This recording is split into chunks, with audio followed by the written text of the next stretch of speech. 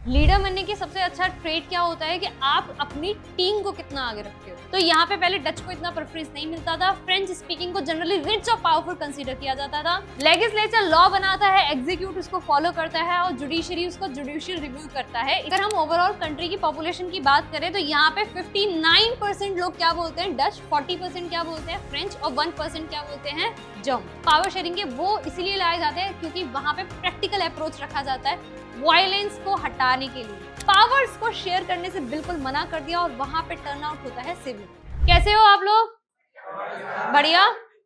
Okay, तो winters start हो चुकी हैं और हाफ ईयरली का रिजल्ट आ चुका है और ऑलमोस्ट 90 डेज अभी भी हमारे बचे हुए हैं क्योंकि हमारा एग्जाम जो है वो 17 से स्टार्ट हो रहा है। ठीक है, 17 से स्टार्ट हो रहे हैं और 90 डेज ऑलमोस्ट अभी भी बचे हुए हैं जिसमें हम प्रिपरेशन कर सकते हैं, राइट? तो हमारे पास एक और चैप्टर आ चुका है जिसका नाम क्या है, पावर शेयरिंग, जो कि आपके पॉलिटिकल साइंस का चैप्टर है एंड इसमें हम लोग पावर शेयरिंग पढ़ेंगे, राइट? अच्छा, उससे पहले मुझे एक बात बताओ, आप में से क्रिकेट किस किस को पसंद है? ओके, ठीक है, सबको? ओके, चलो ठीक है। जिसको नहीं भी पसंद है, क्या उन्होंने कैप्टन कूल के बारे में सुना है? कौन है? ठीक है, ठीक है, सबको पता है। कोई ऐसा जिसे नहीं पता था? सबको पता है, ठीक है। तो क्रिकेट जो खेलते हैं या नहीं भी खेलते हैं, नमन, सबको पता है कि कैप्टन कूल कौन है। अच्छा, मैंने उनका नाम क्यों लिया? मैं तो पावर शेयरिंग पढ़ा रही थी। पॉलिटिकल साइंस में अचानक से हम क्रिकेट कहाँ से ले आए? उसका एक रीजन है। अगर तुम्हें वर्ल्ड कप याद हो, किस ईयर में आया था हमारा वर्ल्ड कप? 2011। जब 2011 में हमारा वर्ल्ड कप आया था तो तुम्हें पता है कि उन्होंने ना अपनी कुछ पावर्स मतलब मैच को लीड करने किसको दिया था, या इवन पूरी सीरीज में? युवराज सिंह और गौतम गंभीर। ठीक है, तो हमने यहाँ पे क्या सीखा उनसे कि एक ट्रू लीडर क्या होता है, जो पावर को क्या करता है, शेयर करता है। ऐसा नहीं था कि वो खुद से लीड नहीं कर सकते थे या फिर वो गेम को फिनिश नहीं कर सकते थे। यस, वो कर सकते थे, पर उन्होंने एक लीडरशिप क्वालिटी को दिखाते हुए क्या किया, आगे अपनी पावर्स को शेयर किया और दूसरों को आगे आने का मौका दिया। ठीक है, तो इसीलिए हर कोई लीडर नहीं बन पाता है। लीडर बनने की सबसे अच्छा ट्रेट क्या होता है कि आप अपनी टीम को कितना आगे रखते हो। लीडर हमेशा क्या करता है, जब गलती होती है तो सबसे आगे वो होता है और जब तारीफ होती है तो सबसे पहले टीम आगे होती है। ठीक है, पर हमने उनसे बहुत कुछ सीखा, पर एक और चीज जो हम यहाँ पे सीख रहे हैं वो है अभी पावर शेयरिंग। ठीक है, क्या है पावर शेयरिंग? तो इस चैप्टर में बच्चों है क्या, इसमें है बच्चे introduction to power sharing. Belgium और श्रीलंका की स्टोरी है, सेम सर्कमस्टांसेस में दोनों आएंगे और कैसे अलग अलग तरीके के मेथड यूज करके ये वहां से निकलेंगे। साथ के साथ मैं आपको 5 मार्क क्वेश्चंस भी बताऊंगी जो जहां से फ्रेम हो सकते हैं एंड इवन एमसीक्यूज भी। ठीक है, श्रीलंका एंड लास्ट में फॉर्म्स ऑफ पावर शेयरिंग जो कि इंडिया में फॉलो की जाती है। क्लियर? स्टार्ट करें? रेडी हो? Just give me a thumbs up.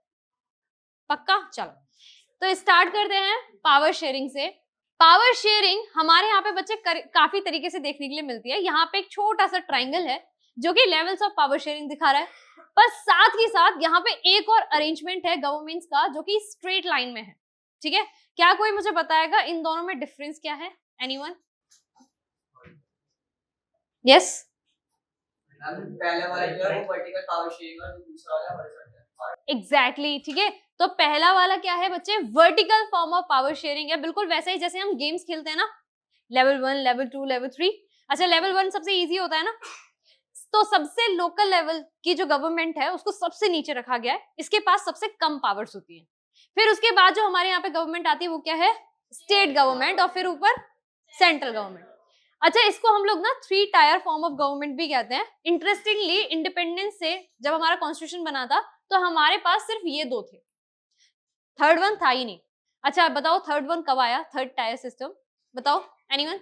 Ma'am 1992। Yes, exactly. और 73rd and 74th constitution amendment के अंदर हम लोकल गवर्नमेंट लेकर आए थे। बस यही एक फॉर्म ऑफ गवर्नमेंट है जो बाद में आई है, पर बाकी नहीं। ठीक है, तो बच्चे ये वाला जो आपका ट्राइंगल है, this is known as vertical form of power sharing. पर अगर हम इस वाले बात की किसकी बात करें बच्चे, लास्ट में जो आपका है इसको क्या बोलते हैं हम लोग, ऑर्गन। अच्छा, यहाँ पे मैंने इस तरीके का ट्राइंगल क्यों नहीं बनाया है इन तीनों के केस में? एग्जैक्टली, इनकी पावर क्या है, इक्वल है।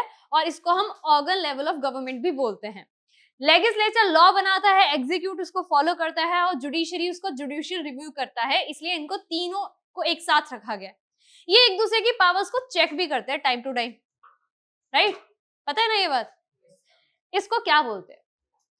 System of checks and balances, ताकि कोई भी अपनी पावर का क्या ना कर सके, मिसयूज ना कर सके।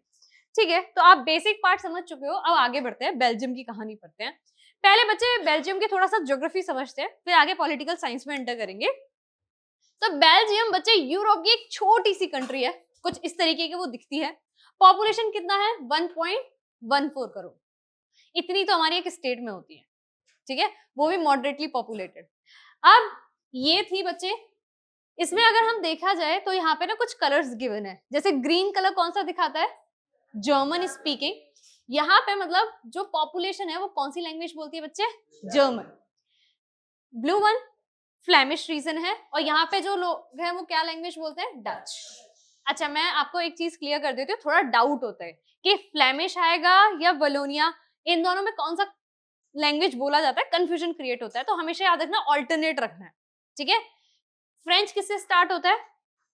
एफ से, पर वो है किसके साथ? वलोनिया, डब्ल्यू के साथ, ठीक है। और आपका एफ और ये एफ डी याद रखना, क्या है आपका टर्म? एफ डी, ठीक है। वेलोनिया रीजन व्हाइट वाला है, और यहाँ पे कौन सी पॉपुलेशन रहती है जो क्या बोलती है? फ्रेंच बोलती है। और लास्ट बच्चे जो आपका रेड कलर से दिखाया गया है, इट्स द कैपिटल, ठीक है, ये कैपिटल है वहां की, क्या नाम है इसका? ब्रुसेल्स, ठीक है। छोटी छोटी चीजें हैं, एक तो बच्चे यहाँ से आपके छोटे से एमसीक्यूज बन सकते हैं, प्लस आपको कहीं कहीं आंसर को फॉर्मुलेट करने में इन पॉइंट्स के बारे में लिखना होगा, तो याद रखना एफडी। एफडी याद रहेगा तो क्लियर हो जाएगा कि फ्लेमिश रीजन में सिर्फ डच स्पीकिंग है, क्लियर, और वेलोनिया रीजन में फ्रेंच स्पीकिंग। पर प्रॉब्लम क्या है, हम क्यों पढ़ रहे हैं इसका वो भी आगे समझोगे। इसके साथ एक एमसीक्यू, इसके नेबरिंग कंट्रीज। ये बच्चे यहाँ पे 4 कंट्रीज दी हुई हैं जो इसकी नेबर है, इसके साथ ना एक को हटा देंगे वो और किसी और कंट्री का नाम लिख देंगे, और जहां से आपका क्या बनेगा? एक और एमसीक्यू। आपको बताना होगा कि किसके साथ बॉर्डर नहीं शेयर करता है। तो पहली कंट्री क्या है रेयांश? फ्रांस, फिर द नीदरलैंड्स, फिर जर्मनी, और फिर लग्जमबर्ग। तो ये हैं 4 ऐसी कंट्रीज जिसके साथ ये बॉर्डर शेयर करता है। अब इश्यू क्या आया? इश्यू ये आया बच्चे कि जो आपका बेल्जियम है, यहाँ पे कुछ पॉपुलेशन का कंपोजिशन है। कोई मुझे लिख के दिखाएगा यहाँ पर आके पॉपुलेशन का कंपोजिशन क्या है? एनीवन? कोई बता सकता है क्या है पॉपुलेशन का कंपोजिशन? निष्ठा? तो बच्चों अभी निष्ठा बताएगी कि वेलोनिया रीजन में कितने % लोग रहते हैं, ठीक है, क्या लैंग्वेज बोली जाती है कैपिटल बेल्जियम में, और फिर उसके बाद हम कैपिटल देखेंगे।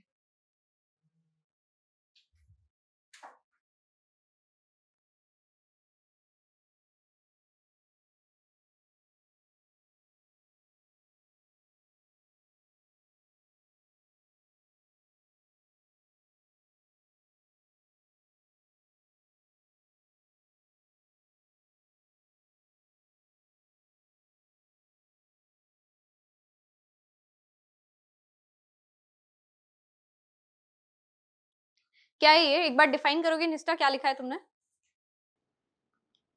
ओवरऑल कंट्री में 59% डच है, 40% फ्रेंच स्पीकिंग है एंड 1% जर्मन स्पीकिंग है। Yes, good.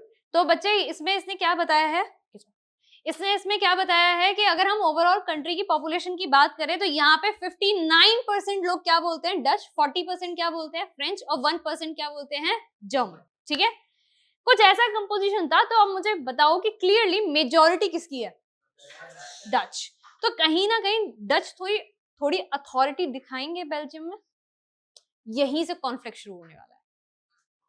पर कॉन्फ्लिक्ट किस किसके बीच में होगा? फ्रेंच और डच। अच्छा, अभी एक ट्विस्ट और है, क्या है कि ये जो ब्रुसेल्स दिख रहा है ना, ये रेड कलर में, ये डेंजर का सिंबल है। क्यों? क्योंकि यहाँ पे अलग कंपोजिशन है। यहाँ अगर हम देखें तो 80%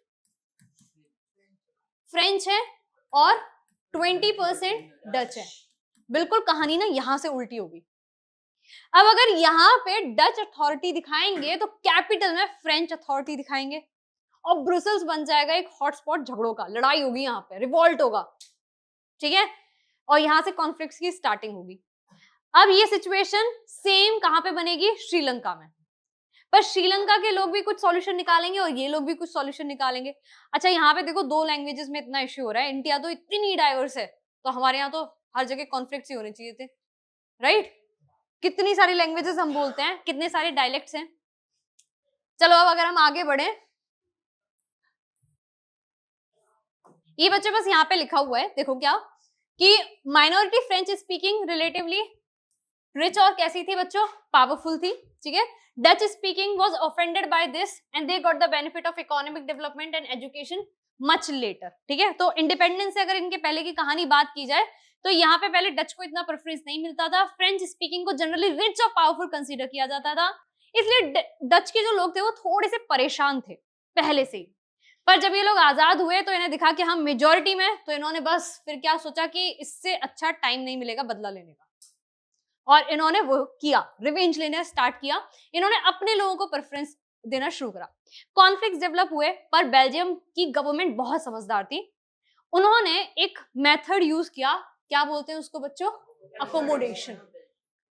अच्छा listen, this is a 5 mark question, very very important, 5 marks में आएगा कि अकोमोडेशन कैसे हुआ था बेल्जियम में। तो इसको ना याद करना थोड़ा सा ट्रिकी हो सकता है, तो मैं आपको एक छोटी सी ट्रिक बता रही हूँ। ट्रिक क्या है? बेसिकली सेपरेट कर रहे हैं हम टॉपिक्स को। तो बच्चों यहाँ पे ना टोटल 6 पॉइंट्स बनते हैं 5 मार्क क्वेश्चन में। पहले 2 पॉइंट कहाँ से होंगे? सेंट्रल गवर्नमेंट से होंगे, मतलब बेल्जियम के होंगे 2 पॉइंट्स। फिर 2 पॉइंट कहाँ के होंगे? स्टेट गवर्नमेंट के होंगे। एक अलग तरीके की गवर्नमेंट बनेगी जिसको हम लोग कम्युनिटी गवर्नमेंट बोलेंगे, और एक और चीज होगी कम्युनिटी गवर्नमेंट के अलावा, स्पेशल लॉज, ठीक है, जिसके ऊपर एक पॉइंट बनेगा। ठीक है अभिनव, clear?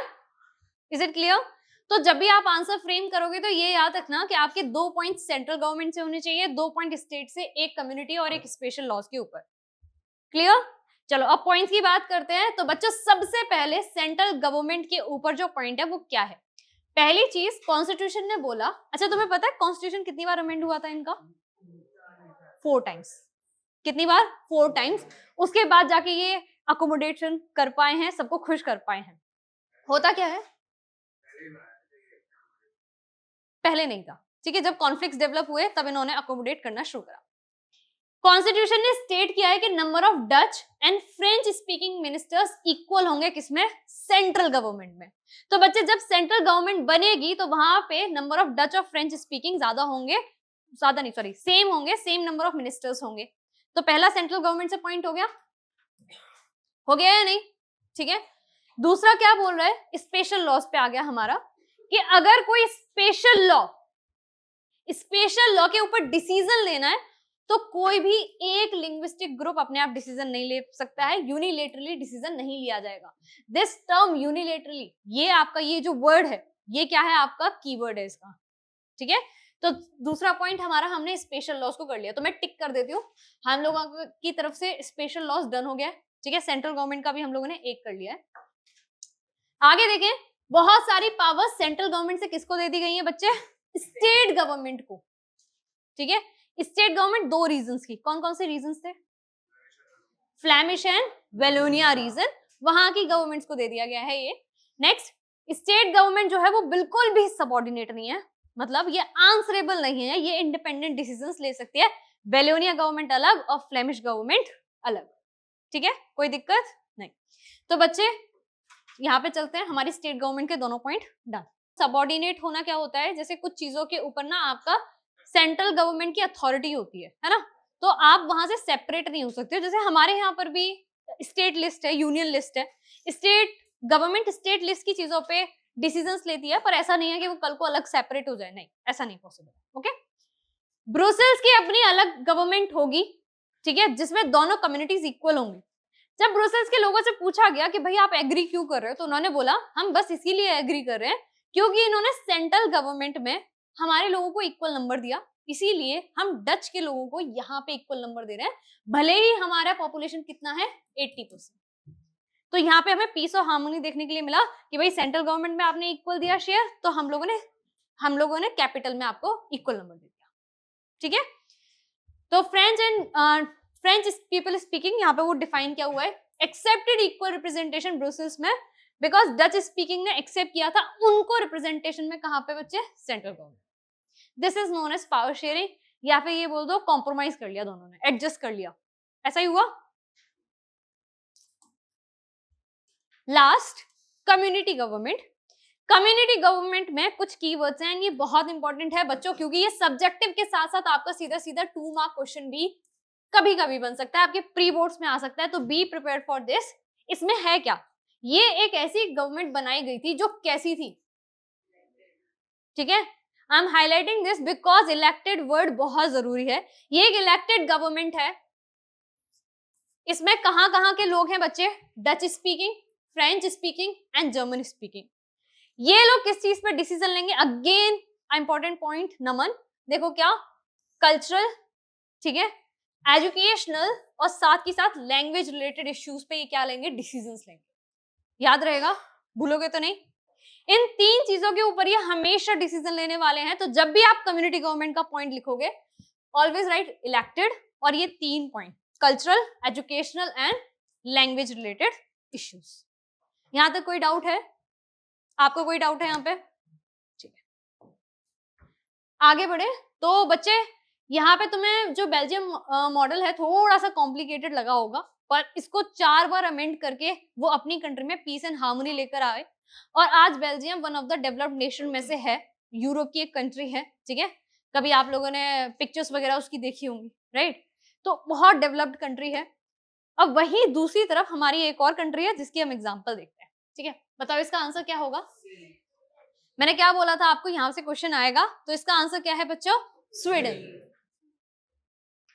Next is in Belgium percentage of French community 40, yes, ठीक है। और ये किसकी पॉपुलेशन है, फ्रेंच की। अच्छा फ्रेंच है तो बच्चों बताओ किस रीजन में रहेंगे, वेलोनिया रीजन,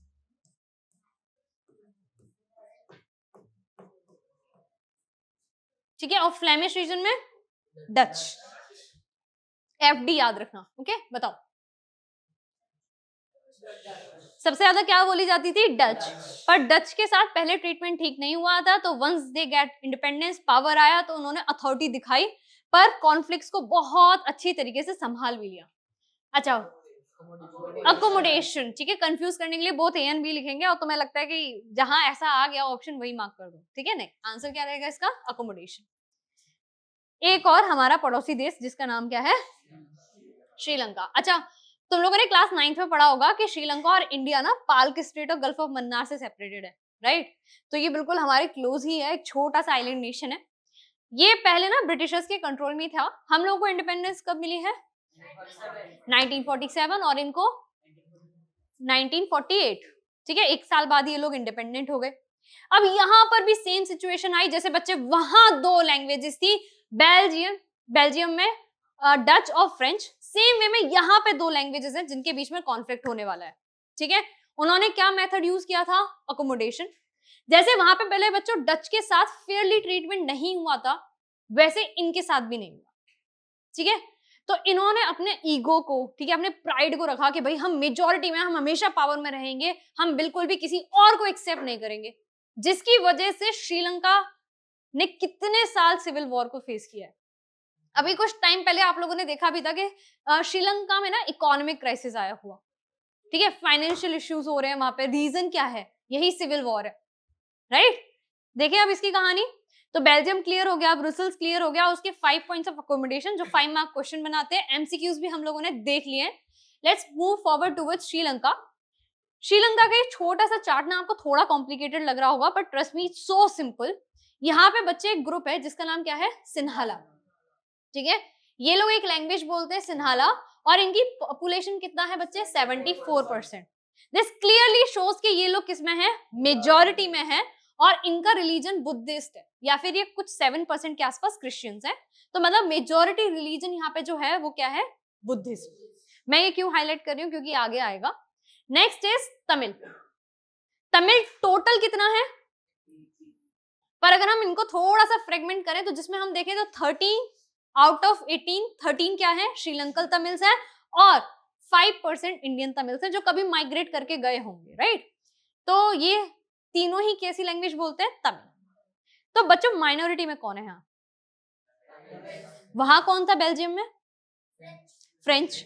अब यहाँ वहां उनके साथ थोड़ा अनफेयर ट्रीटमेंट हुआ, इनके साथ भी वही होगा। ये हिंदू मुस्लिम और क्रिश्चियन मिक्स कम्युनिटी के हैं, ठीक है। चलें आगे, चलो। अच्छा ये पता है तुम्हें, ये एक जगह है देखो, हम्बन टोटा, इसके बारे में पता है किसी को? अब मैप आई है तो बताओ जल्दी से, आप लोग भी बताओ कि क्या है ये हम्बन टोटा? पोर्ट है, पर इंटरेस्टिंग क्या है यहाँ पे? चाइना का कंट्रोल है, ठीक है। अभी देखो किस पार्ट में पड़ता है बच्चे? साउथ में है, और साउथ में भी किस डायरेक्शन में? साउथ ईस्ट में, ठीक है। यहाँ पे चाइना का कंट्रोल है, जो कि हमारे लिए बहुत बड़ा थ्रेट है। चलो आगे बढ़ते हैं। अब यहाँ श्रीलंका ने अकोमोडेशन नहीं किया, श्रीलंका ने एक अलग मेथड यूज किया। बोलते हैं हम किसी का कॉपी नहीं करेंगे, हमारा अपना अलग मेथड रहेगा। क्या है? मेजोरिटेरियनिज्म, मतलब मेजोरिटी का रूल। कोई फर्क नहीं पड़ता है कितनी कम्युनिटीज हैं, किसके राइट सप्रेस हुए, नहीं, जो मेजोरिटी चाहती है वही होगी। जैसे तो पावर आई है ब्रिटिशर्स के जाने के बाद, अब हम बिल्कुल पावर को नहीं जाने देंगे, हम बिल्कुल कॉम्प्रोमाइज नहीं करेंगे, वो इन्होंने किया भी। मेजोरिटी कम्युनिटी बच्चे जीती, और इन्होंने क्या किया? रूल एस्टैब्लिश किया। अच्छा वेल, एक और 2 मार्क क्वेश्चन कभी कभी आएगा, बहुत कम चांसेस है, but still be prepared for this. ये मेजोरिटेरियनिज्म की डेफिनेशन है क्या? एक बिलीफ है किस कम्युनिटी का बच्चों? मेजॉरिटी कम्युनिटी का, कि वो रूल करेंगे, ठीक है, और वो कंसीडर ही नहीं करेंगे कि वहां पे कैसी गवर्नमेंट है। माइनॉरिटी के बारे में सोचा ही नहीं जाएगा। श्रीलंका को इंडिपेंडेंस कब मिली है? पूछ लेते हैं, वो बहुत इजी है हमारे लिए ये। अच्छा, the leaders of Sinhala communities ने क्या सिक्योर कर ली बच्चों? डोमिनेंस, क्योंकि पॉपुलेशन ज्यादा थी। कैसी थी पॉपुलेशन? ज्यादा थी, तो डोमिनेंस मिल गई इजीली। अब ये पावर में आ गए हैं। अब इन्होंने ना 3 काम किए, पर उससे पहले इट्स अ 2 मार्क क्वेश्चन या 3 मार्क क्वेश्चन में शॉर्ट आंसर क्वेश्चन बनेगा कि जो आपकी तमिल कम्युनिटी थी उसको एलियनेटेड क्यों फील हो रहा था? कैसा?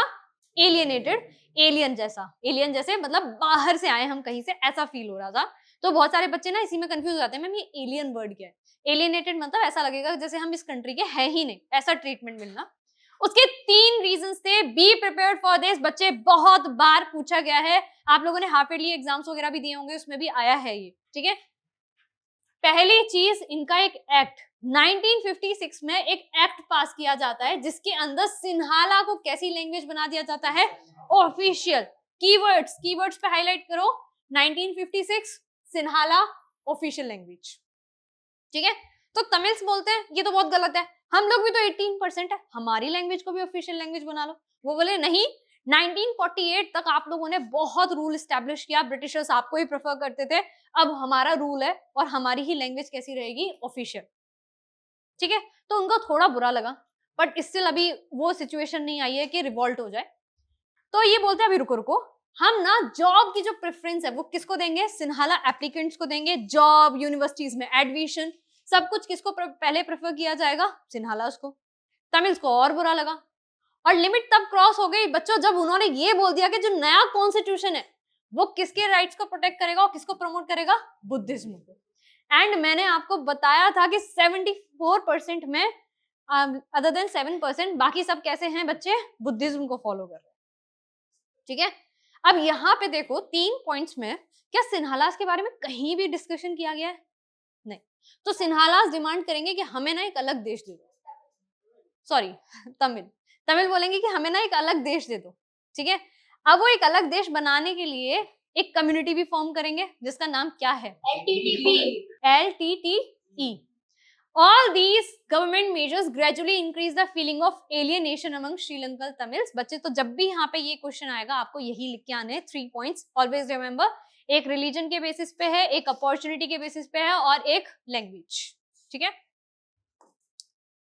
सिन्हालास ने थोड़ा थोड़ा बच्चे रिवॉल्ट करना शुरू करा। दे फेल्ट जैसे कॉन्स्टिट्यूशन और गवर्नमेंट पॉलिसीज उन्हें इक्वल पॉलिटिकल राइट्स देने से डिनाई कर रही थी, ठीक है। उनको डिस्क्रिमिनेटेड फील होने लगा। धीरे धीरे एज अ रिजल्ट सिन्हालास और तमिल के बीच में टेंशन बढ़ने लगी, कॉन्फ्लिक्ट्स होने लगे, ठीक है। एक दूसरे को पहले तो स्टेयर करते थे, धीरे धीरे इनमें लड़ाई झगड़ा बढ़ता गया और स्ट्रगल शुरू हुई श्रीलंका में। पार्टीज आने लगी, ठीक है। ये लोग बात कर रहे हैं कि तमिल को क्या बना दो, एक ऑफिशियल लैंग्वेज। रीजनल ऑटोनॉमी चाहिए, जहां पे तमिल की पॉपुलेशन ज्यादा है यहाँ पे हमारी रीजनल क्या होगी, ऑटोनॉमी होगी।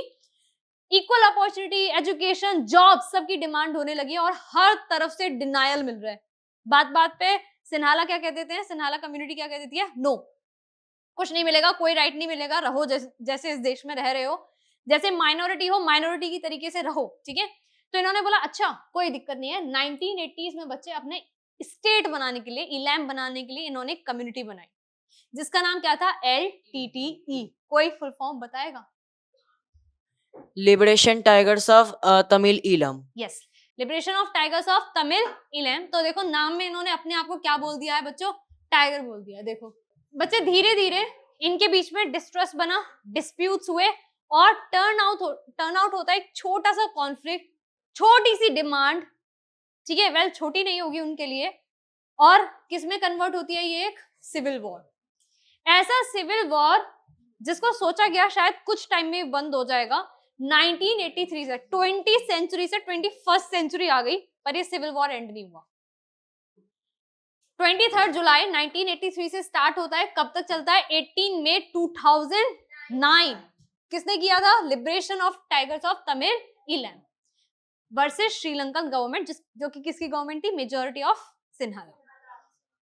इसकी वजह से आज के टाइम पे भी श्रीलंका में बहुत सारी प्रॉब्लम्स आई, पॉलिटिकल, इकोनॉमिक, ठीक है।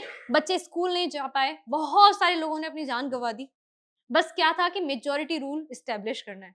क्या अगर इन्होंने जैसा बेल्जियम ने किया था, अकोमोडेशन किया होता, तो क्या श्रीलंका की आज ऐसी सिचुएशन होती? तो ये क्या स्टेट करता है कि हमारे छोटे छोटे डिसीजंस कितने लाइफ चेंजिंग होते हैं, या फिर हमारे पॉलिटिकल लीडर्स के छोटे छोटे डिसीजन से हमारी लाइफ बदल सकती है, राइट? चलो आगे बढ़ते हैं। तो एज अ रिजल्ट बच्चे, थाउजेंड्स ऑफ लोगों की जान गई इतने सालों में, बहुत सारे बच्चे स्कूल छोड़ दिए, ठीक है, घर छूट गया, लाइवलीहुड छूट गई, और बहुत बड़ा इनके पास एक्सीलेंट रिकॉर्ड है economic development and education health के ऊपर इफेक्ट आने का, ठीक है। टेरिबल सेटबैक मिला, सोशल, पॉलिटिकल, इकोनॉमिक, हर तरीके से श्रीलंका आज तक पीछे चला गया। इतने साल, मोर देन 2 डिकेड्स कोई वॉर चल रहा है, तो भाई कैसे कोई कंट्री रिकवर करेगी, राइट? तो instead of civil wars and war, या फिर मेजोरिटी की बात ना करते हुए दूसरों के राइट्स को भी प्रोटेक्ट करना चाहिए। वेल ये सिर्फ एक चैप्टर नहीं है बच्चों, आगे तुम यूथ हो, तुम फ्यूचर बनाओगे, तो कभी तुम्हारे सामने भी ऐसी सिचुएशन आ सकती है कि तुम कहीं मेजोरिटी का पार्ट हो या कहीं माइनॉरिटी का पार्ट हो। तो instead of getting into conflicts ना, आप किसी एक बीच का रास्ता निकालो जहां पे तुम कॉम्प्रोमाइज कर सको दोनों ही कम्युनिटी की तरफ से, और दोनों ही खुश हो पीस और हार्मनी के साथ, राइट? Getting it? चलो आगे बढ़ते हैं। तो अब यहाँ पे इन्होंने कंपैरिजन मॉडल निकाला है, छोटा सा कंपैरिजन है, वेल हम पढ़ चुके हैं। मेजोरिटिज्म इन श्रीलंका के ऊपर डायरेक्ट क्वेश्चन नहीं आता है, कंपैरिजन में यहां से आ जाता है 3 मार्क्स में। तो बहुत सिंपल है, बेल्जियम के लीडर्स ने रियलाइज करा कि यूनिटी में ही सब कुछ है, उन्होंने दूसरी कम्युनिटी के रिस्पेक्ट किया, फीलिंग्स का, इंटरेस्ट का, ठीक है, और अकोमोडेशन मॉडल फॉलो किया। पर वहीं श्रीलंका ने ऐसा कुछ नहीं किया, उन्होंने अपनी डोमिनेंस शो करी, पावर्स को शेयर करने से बिल्कुल मना कर दिया, और वहां पे टर्न आउट होता है civil war.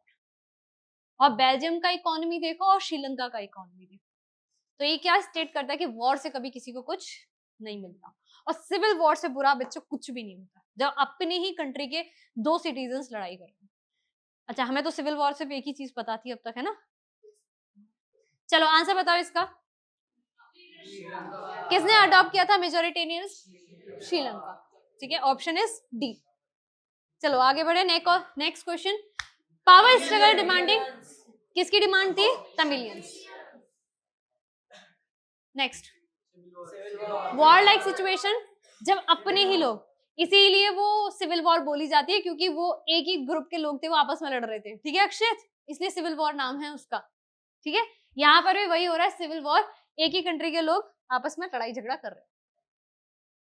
Forms of power sharing, last topic of this chapter, जहां से 5 मार्क क्वेश्चन बनेगा। इंडिया में हम लोग कैसे पावर को शेयर करते हैं 5 मार्क्स में, ठीक है। तो जल्दी से थोड़ा सा फोकस बनाओ 5-10 मिनट के लिए। पावर शेयरिंग डिफरेंट फॉर्म्स में होती है। सबसे पहले बच्चे लिखोगे जब भी आएगा तो एक छोटी सी हेडिंग डालना। देखो 5 मार्क क्वेश्चन अगर आप हेडिंग बनाकर लिखते हो तो बहुत इजी हो जाता है आपके लिए भी लिखना और टीचर के लिए भी समझना जब भी आपकी कॉपी चेक करने वाले हैं। तो सबसे पहला लिखो नमन हॉरिजॉन्टल। हॉरिजॉन्टल में तीनों ऑर्गन्स के बारे में लिखो, उनको डिफाइन करो कि इनका सेम पावर होता है, कोई भी किसी से सबऑर्डिनेट नहीं होता है अक्षित, और यहाँ पे चेक्स एंड बैलेंसेस का सिस्टम भी होता है। पहला done forms of power sharing में। दूसरे पॉइंट की तरफ बढ़े। अच्छा इसमें थोड़ा और डिटेल में लिखा हुआ है कि each organ checks the powers of each other ताकि कोई मिसयूज ना कर सके, and this system is known as system of checks and balances. ठीक है, ऑल्दो जजेस आर अपॉइंटेड बाय एग्जीक्यूटिव। ठीक है, सारे फंक्शंस को देखते हैं। अच्छा इंटरेस्टिंग बात यह है कि जो एग्जीक्यूटिव है ना हमारी, वही हमारी जुडिशरी को अपॉइंट करती है ना। तो क्या ऐसे जो जुडिशरी है वो इंडिपेंडेंटली वर्क कर पाएगी? नमन बताओ। जजेस के अपॉइंट होने के बाद जो जुडिशरी होती है वो आंसर देने के लिए रिस्पॉन्सिबल नहीं होती एग्जीक्यूटिव को। यस, वो फिर इंडिपेंडेंट हो जाती है। नहीं तो कल को एग्जीक्यूटिव बोलेगा ना कि हमने आपको जॉब दी थी और अब आप क्या कर रहे हो, हमारी बात ही नहीं सुन रहे हो। ठीक है, तो ऐसे क्या होगा, जुडिशरी करप्ट हो सकती है ना। एग्जीक्यूटिव की सारी बात को सही बोल सकती है।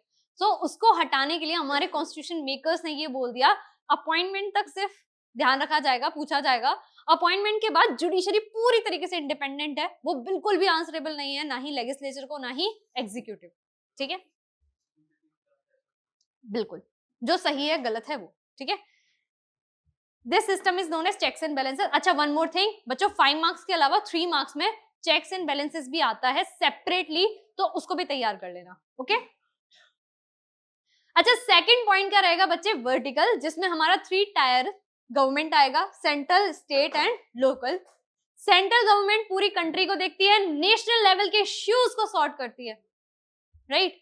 अच्छा अनफॉर्चुनेटली कल कुछ हुआ हमारे देश में, राइट। यस, तो वो बहुत ही मिसहैपनिंग हमारी कंट्री में हो गई। अगर ऐसी सिचुएशन बनती है तो ये किसकी अथॉरिटी में आएगा? ठीक है, क्योंकि डिफेंस किसका पार्ट है बच्चे, नेशनल का। नेक्स्ट इज स्टेट गवर्नमेंट, ये स्टेट रिलेटेड टॉपिक्स को देखती है। लोकल, जो लोकल लेवल के होते हैं जैसे कि पंचायत एंड म्यूनिसिपैलिटी, उसको देखते हैं। ठीक है, पंचायत है ना, पंचायत से तो पता ही होगा कि पंचायत किस तरीके का काम करती है। थर्ड फॉर्म बच्चे जहां पे पावर शेयरिंग होती है वो किसमें होती है, सोशल ग्रुप्स में, जैसे कि कोई रिलीजियस या लिंग्विस्टिक ग्रुप। ये क्या करते हैं, ये आपकी थर्ड हेडिंग रहेगी, थर्ड पॉइंट रहेगा। They are constitutional and legal arrangements जहां पे सोशली वीकर सेक्शंस को, वुमेन्स को रिप्रेजेंट किया जाता है। ठीक है, वो यहाँ पे आएगा। दिस टाइप ऑफ अरेंजमेंट जो है वो डाइवर्स, जो हमारी सोशल पॉपुलेशन है जो माइनॉरिटी में आ गई है, जो दब गई है because of any reason social economic, उनको अपलिफ्ट किया जाता है। ठीक है, तो इसमें होता क्या है कि हम माइनॉरिटीज को ऊपर लेकर आते हैं, रिप्रेजेंटेशन देते हैं और पावर उनके साथ शेयर करते हैं। थर्ड पॉइंट क्लियर हो गया। फोर्थ की तरफ अगर बढ़े तो बच्चे यहाँ पे हम different political parties, pressure group और मूवमेंट के बीच में पावर शेयर करते हैं। ठीक है, पॉलिटिकल पार्टीज आपने देखा होगा कोलिशन गवर्नमेंट, एक आप कोलिशन गवर्नमेंट हेडिंग डाल के भी लिख सकते हो। कोलिशन गवर्नमेंट में क्या होता है, अलायंस होता है जब एक या एक से ज्यादा पार्टीज आके सरकार बनाती है, तो उसमें यूनिलेटरली एक पार्टी डिसीजन नहीं ले सकती, बाकी पार्टीज को भी क्या करना पड़ता है, कंसल्ट करना पड़ता है। ठीक है, तो वहां पे भी पावर शेयरिंग हो जाती है। In a democracy citizens must have freedom to choose among various contestants of for power, मतलब हमारे पास राइट होता है, बहुत सारे लीडर आ जाते हैं, हमें वोट दो हमें वोट दो, पर हमारा राइट होता है कि हमें क्या लगता है कि कौन जो है वो हमारे लिए अच्छे डिसीजन ले पाता है, हम उसको वोट देकर आते हैं, वो यहाँ पे लिखा हुआ है। In contemporary democracies this takes in the form of competition, different parties आती हैं। ठीक है, पावर हमेशा एक इंसान के हाथ में नहीं रहती है। जो आज शायद इस बार के इलेक्शन में हारा है वो हो सकता है दूसरे बार के इलेक्शंस में जीत जाए। तो यहाँ पे हमारे यहाँ पे क्या होती है, पावर शेयरिंग, हर किसी के पास अपॉर्चुनिटी है कि वो क्या कर जाएगा, जीत सकता है। ठीक है, ये हम लोगों ने पॉइंट एक बार देख लिया है। इसकी जगह आप लोग क्या लिख के आना, कोलिशन गवर्नमेंट, ठीक है, या फिर रोल ऑफ अपोजिशन भी लिख सकते हो। ठीक है, हाँ, गठबंधन की सरकार जिसको बोलते हैं। अच्छा एक ना कार्टून है, आपका छोटा सा कार्टून है, एक कार है। अच्छा इसमें क्या दिख रहा है,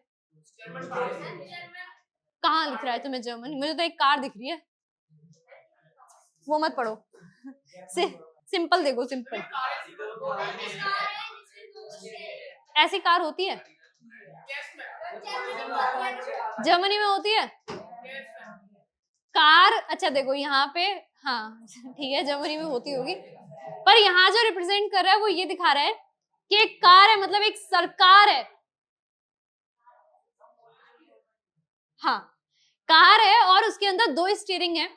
जब तक ये दोनों ड्राइवर्स एक साथ चल रहे हैं, एक डिसीजन पे बढ़ रहे हैं, तब तक ये सीधा चलेगी। अब ये ड्राइवर बोलता है मैं तो कहाँ जाऊंगा, राइट में, और ये बोला कि मैं लेफ्ट में। तो क्या ये सरकार की कार चल पाएगी? नहीं चल पाएगी। यस एग्जैक्टली, ऐसा कुछ कहाँ हुआ? जर्मनी में हुआ। यहाँ पे बच्चे 2 पार्टीज हैं, जैसे क्रिश्चियन डेमोक्रेटिक यूनियन और दूसरी है सोशल डेमोक्रेटिक पार्टी। ये जर्मनी की सिचुएशन दिखा रहा है जहाँ एक कोलिशन गवर्नमेंट बनी थी, ठीक है।